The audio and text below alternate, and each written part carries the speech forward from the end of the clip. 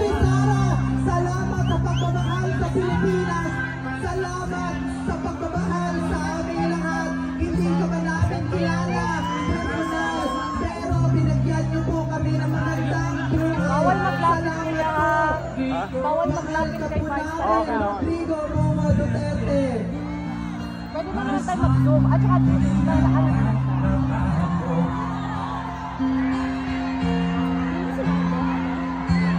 para sa ano? Upuan po natin please para makita po tayo. Kalma po tayo. Yung pang unang advice ni Tatay Digong. Kalmalma mga Pilipino. Manalig tayo na merong hangganan ito.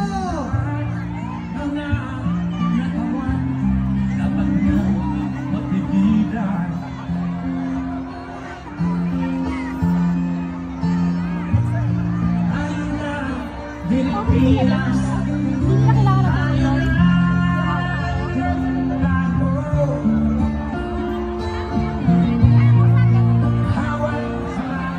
once again, we acknowledge our beloved, the Vice President of the Philippines, Inday Sara Duterte!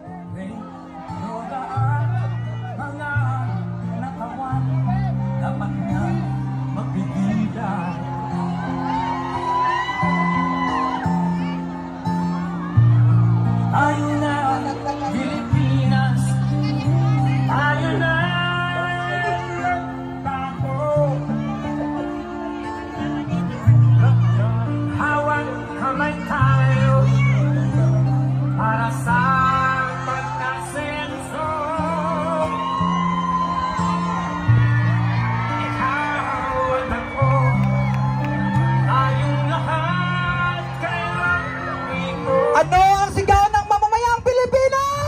Duterte! Duterte! Duterte! Duterte! I am here because I love my country and I love my country. Tayong lahat kayo dito.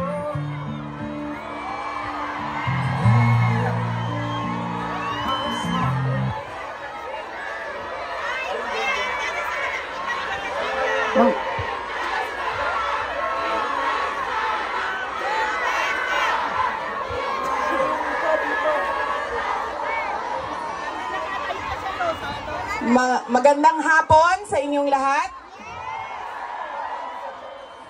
Unahin po muna natin ang ating pagpapasalamat sa Diyos dahil sa magandang araw na ito at sa safe na pagbiyahe ninyong lahat papunta dito sa The Hague, Netherlands. At syempre, dahil bumiyahe kayo papunta dito, ay mag-ingat kayo sa biyahe ninyo pauwi lahat sa inyong mga tirahan mamayang hapon.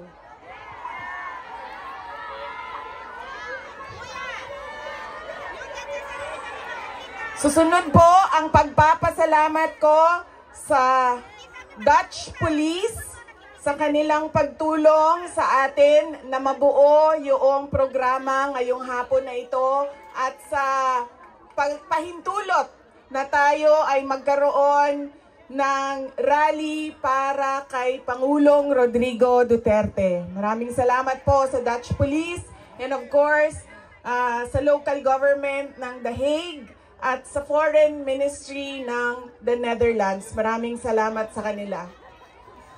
Ang susunod na pagpapasalamat po ay mula sa akin para sa ating mga organizers ngayong hapon na ito sa Executive Committee na nag-meeting araw-araw, iba't ibang time zone para pag-usapan kung paano natin maisagawa ang ating pagsuporta, pagpapakita ng suporta kay Pangulong Rodrigo Duterte na patiwasay at maayos ang ating pagsama-sama ngayong hapon na ito.